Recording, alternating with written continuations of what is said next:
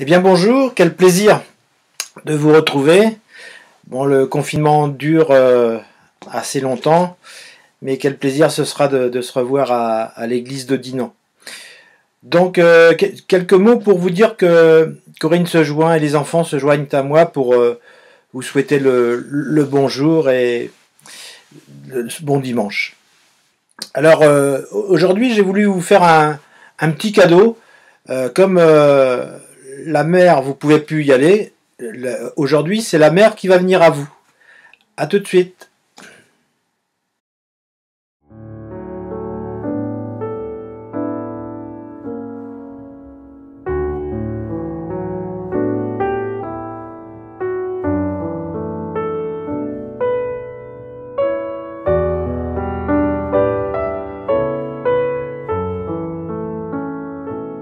Lecture de Luc, chapitre 19, versets 1 à 10.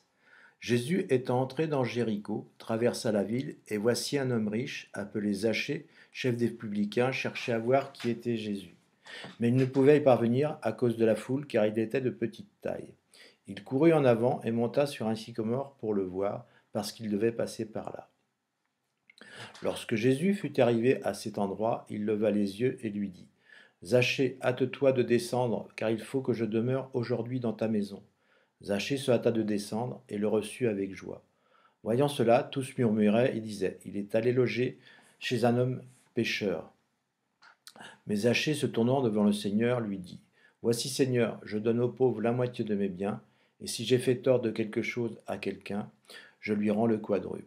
Jésus lui dit: Le salut est entré aujourd'hui dans cette maison, parce que celui-ci est aussi un fils d'Abraham, car le Fils de l'homme est venu chercher et sauver ceux qui étaient perdus. Le passage de la conversion de Zachée est intéressante. Au chapitre 18, donc le chapitre précédent, Jésus-Christ qui se dirigeait vers Jéricho donc est sur la route avec une foule et il y a un aveugle sur le bord qui appelle Jésus-Christ et des personnes qui sont avec Jésus, qui sont devant lui, empêchent l'aveugle d'appeler Jésus. Mais Jésus, au contraire, leur dit non, mais laissez-le, et donc il guérit cet aveugle. Et donc, suite à cette guérison, il continue, il va vers Jéricho. Jéricho, où en bas, l'attend une foule qui a entendu parler de tous les miracles qu'il avait accomplis précédemment, et qui peut-être également est au courant du miracle que Jésus-Christ vient d'accomplir. Et donc, Jésus, pour se rendre à Jérusalem, passait par Jéricho, et donc il traverse cette ville accompagné d'une foule. Or, un homme riche, Zachée, qui est le chef des publicains, donc c'est-à-dire les collecteurs d'impôts, un homme riche donc cherche à voir Jésus. Mais la foule fait obstacle. Alors Zachée monte dans un sycomore, Jésus le voit, l'appelle, et Zachée répond à cet appel et se convertit. Alors c'est intéressant parce que dans les deux cas, chapitre 18, les personnes qui étaient devant empêchaient l'aveugle de venir à Jésus. Et là, Zachée, lui, c'est la foule qui l'empêche, et sa petite taille, mais c'est la foule d'abord. Donc il y a toujours des circonstances qui font que lorsqu'on veut s'approcher de Jésus, ça demande un petit peu de volonté pour s'approcher de lui. Et donc, maintenant, nous allons avancer vers Jéricho et présenter cette ville. Donc, la ville de Jéricho, elle, est une ville prospère. C'est la plus riche du pays parce que c'est le passage obligé pour aller en Palestine. Elle est située au nord-ouest de la mer Morte, à 27 km à l'est de Jérusalem. Alors elle a plusieurs particularités, Jéricho, c'est un véritable oasis avec une source d'eau. Le sol est très fertile et pourtant il est entouré de déserts et de montagnes. C'est la ville la plus basse du monde. Elle est située à 250 mètres au-dessous du niveau de la mer. Et c'est une ville qui est très très cosmopolite. Alors ça c'était à l'époque. Maintenant, Jéricho, pardon, ce n'est juste qu'un misérable hameau. Alors j'aime bien cette image de Jéricho, qui est la ville la plus basse du monde, donc située à 250 mètres en dessous du niveau de la mer, parce que ça nous rappelle quand même que Jésus-Christ, qui est descendu de son ciel de gloire, est venu jusque à notre rencontre sur terre, n'a pas eu peur de s'humilier, Seigneur, de s'humilier et de quitter ce ciel de gloire pour venir à la rencontre du pécheur. Il n'a pas peur non plus de venir jusqu'à Jéricho pour venir au plus bas dans ce monde, chercher le pécheur dans la plus basse des conditions. Et nous avons cette image du brigand sur la croix qui était à côté de lui, qui s'est converti. Et nous pouvons également avoir en tête l'image de Paul, qui lui était un meurtrier, et qui non seulement s'est converti, mais également a été l'apôtre le plus en vue du Nouveau Testament. C'était l'apôtre des non-juifs. Donc, si nous connaissons aujourd'hui la parole de Dieu, c'est en grande partie grâce au ministère de Paul. Alors, l'entrée du Seigneur dans la ville nous rappelle qu'un jour, dans une circonstance, Jésus est entré dans notre vie, à notre rencontre, pour que nous ayons la connaissance de la parole de Dieu et la connaissance du salut en Jésus-Christ. Alors, Zachée, en 19.2, en Luc 19.2, Zachée, lui est un homme de grand bien, mais il a fait sa fortune d'une façon qui est malhonnête. Car non seulement il est le publicain, donc il doit collecter pour les Romains, mais en plus de ce qu'il doit collecter comme impôt et comme taxe, il en prend une partie supplémentaire pour lui, qui peut aller de 40 à 50% du montant qu'il collecte pour les Romains. Alors inutile de vous dire que, au vu des Juifs, il est vu comme un collaborateur à la solde des Romains.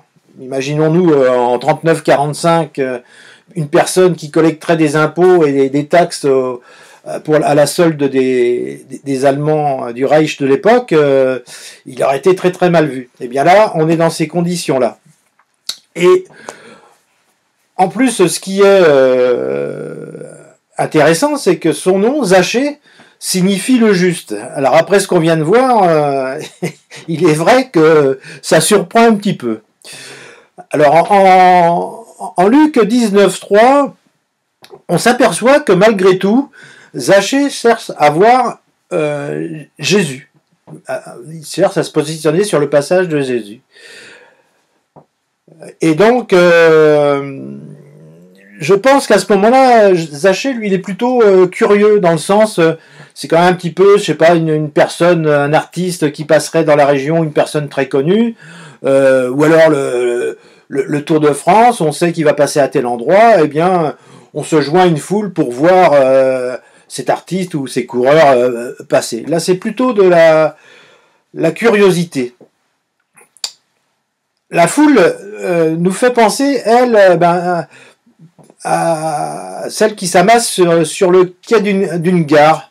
Les personnes sont là en train d'attendre leur train, mais dans notre passage, ils sont au plus près de Jésus, mais ils ne sont là que par curiosité.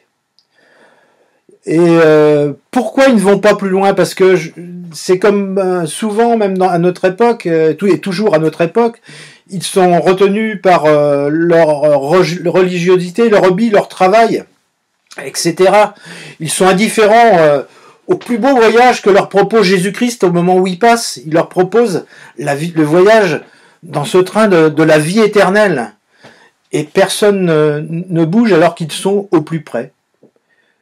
Mais dans toute cette foule, il y a une personne, Zachée, qui lui veut rencontrer Jésus. Il est petit, donc la foule bloque son passage, l'empêche de voir. Mais il ne s'arrête pas à ça, il est motivé. La foule fait obstacle, mais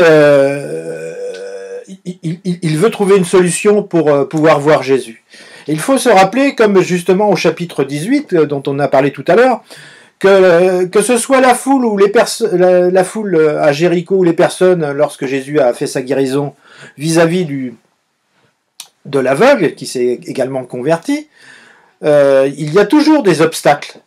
Et donc, c'est à la personne aussi de faire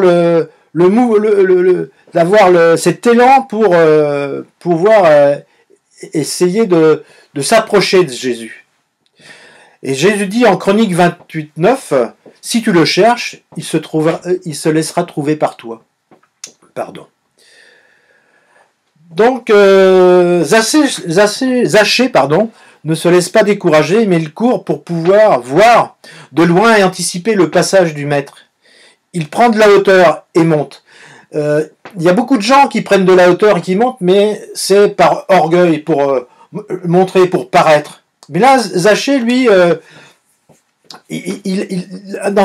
ce moment-là, c'est pas ça qu'il cherche. Lui, ce qu'il veut, il monte dans le sycomore pour voir Jésus. Et c'est une forme d'humiliation, parce que lui, Zachée, n'oublions pas, c'est le chef des publicains, c'est un collaborateur, donc il est en ligne de mire de tout le peuple juif, et le voir dans un arbre comme ça, pour lui, c'est une humiliation. C'est un petit peu comme si on voyait Trump monter dans un sycomore, et puis les gens le regarderaient et me disent, mais qu'est-ce qu'il fait, Trump? Voilà. Donc ici, Zachée s'humilie. Donc là, Zachée se dissocie de la foule. Le Seigneur nous demande de nous éloigner de l'esprit du monde. Et Zachée, ça le réalise. La foule est là, lui il s'en va, il monte dans le sycomore, c'est une forme de dissociation de la foule. Et lorsque Jésus arrive sous ce sycomore, il dit à Zachée, à toi de descendre. Surprenant, Jésus l'appelle par son nom, Zachée. Ça me rappelle un petit peu lorsqu'il a vu Nathanaël sous le figuier en Jean 1,48. N'oublions pas que c'est vrai que des fois, lorsque l'on lit la Bible, on a tendance des fois à le lire comme une histoire, mais là, il ne faut pas que l'on oublie que Jésus est le Fils de Dieu, fait homme, et qui connaît toutes choses, qu'il nous connaît tous en particulier. Le Seigneur a reconnu en cet homme un cœur bien disposé, une volonté de le connaître et une humilité qui va permettre un appel du Fils de Dieu. Il est à noter que l'appel est immédiat. La rencontre avec Jésus peut se faire à n'importe quel moment. Ça peut être dans une assemblée, ça peut être un voisin qui vous témoigne, ça peut être dans beaucoup de circonstances. Et là, c'est assez surprenant parce que dans un autre passage, en 18, 24, 27, il est dit qu'il est difficile à ceux qui ont des richesses d'entrer dans le royaume de Dieu. Car il est plus facile à un chameau de passer par le trou d'une aiguille qu'à un riche d'entrer dans le royaume de Dieu. Ceux qui l'écoutaient dirent, « Et qui peut être sauvé ?» Jésus répondit, « Ce qui est impossible aux hommes est possible à Dieu. » Alors ici, nous assistons à la conversion de Zachée qui obéit avec empressement au maître et qui reçoit avec joie, et là, il monte dans le train qui mène jusqu'en vie éternelle.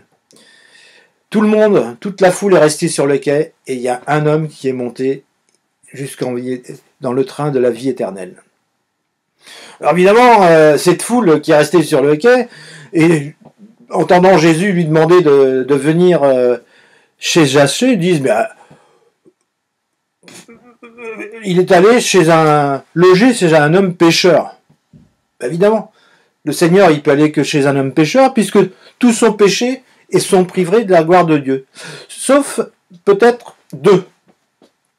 Jésus aurait pu aller loger chez deux personnes qui n'ont pas été pécheurs pendant un moment. Et ça aurait pu être Adam et Ève. Mais nous connaissons la suite, puisque nous, maintenant, comme Ève a amené le péché, bien nous sommes tous confrontés et nous sommes tous pécheurs. Donc l'homme et la nature humaine Et souvent les religions ne regardent que le passé des gens, l'apparence, et jugent souvent avec dureté. Mais lui, Jésus, c'est complètement l'inverse. Il est descendu de son ciel de gloire et il ne regarde qu'au cœur.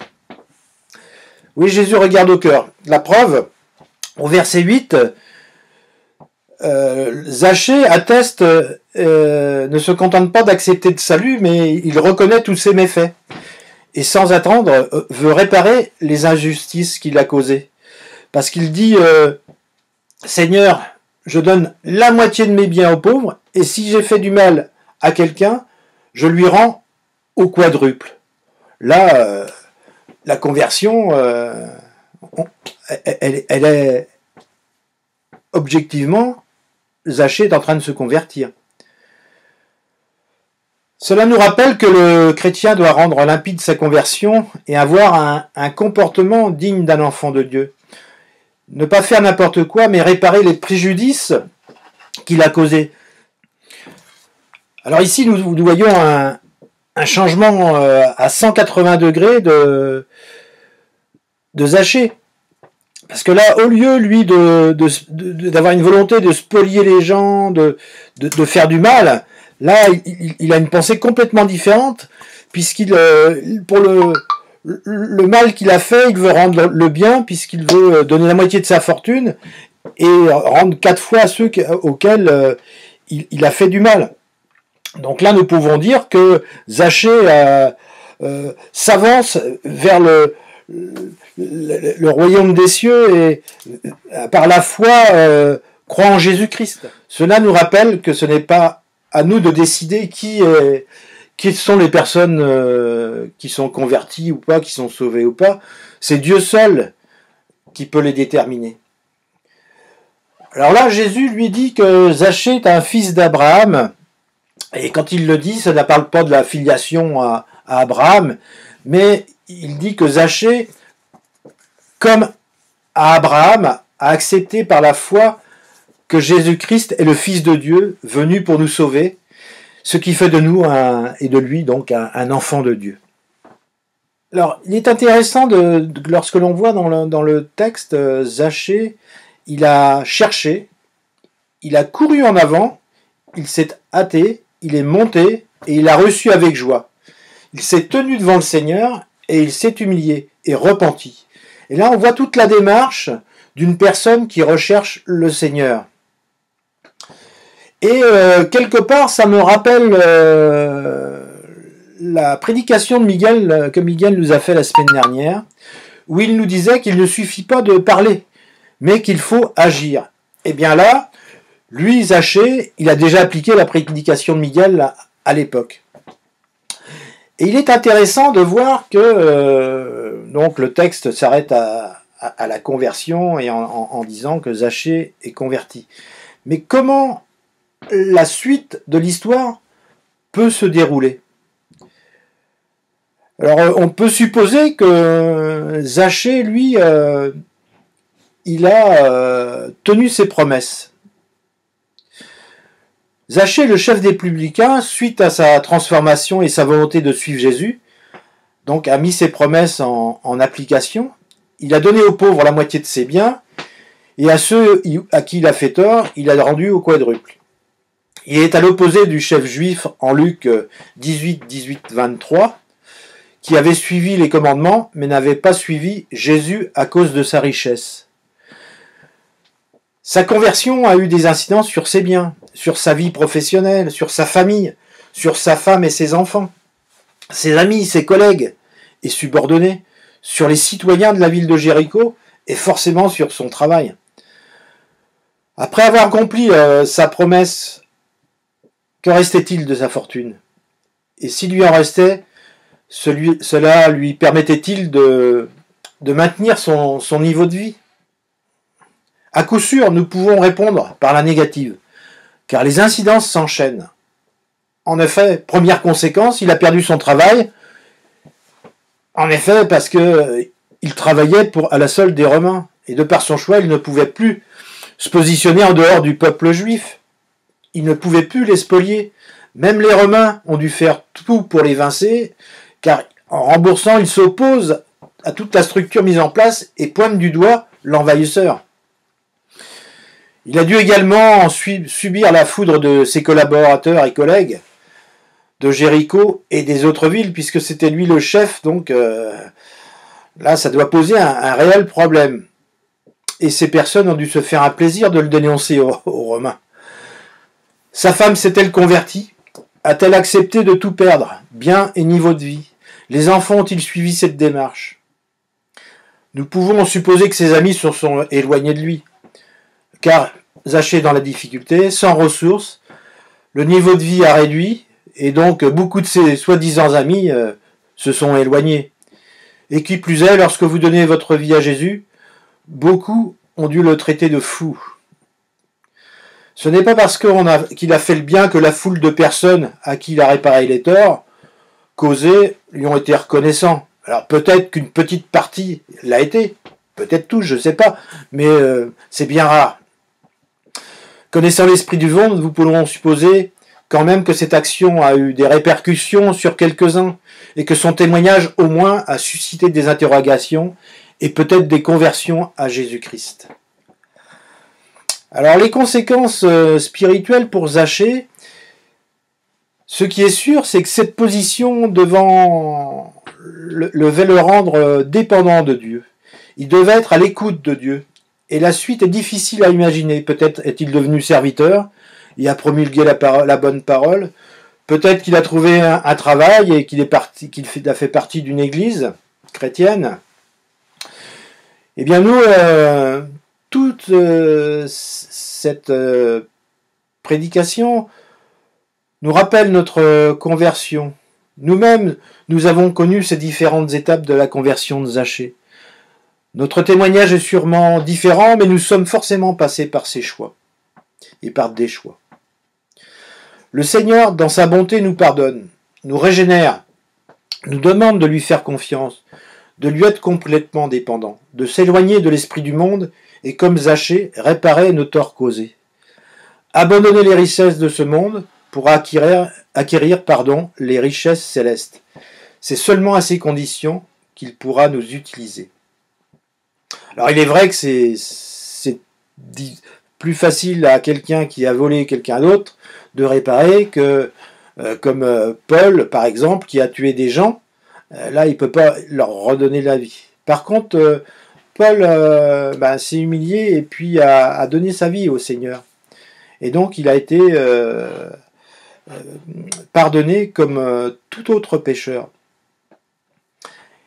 Et donc l'enseignement de Zachée le juste nous dit que nous ne devons pas avoir des raisonnements où nous calculons nos avantages. Mais comme Zachée, sachons faire des sacrifices pour écouter Dieu nous parler.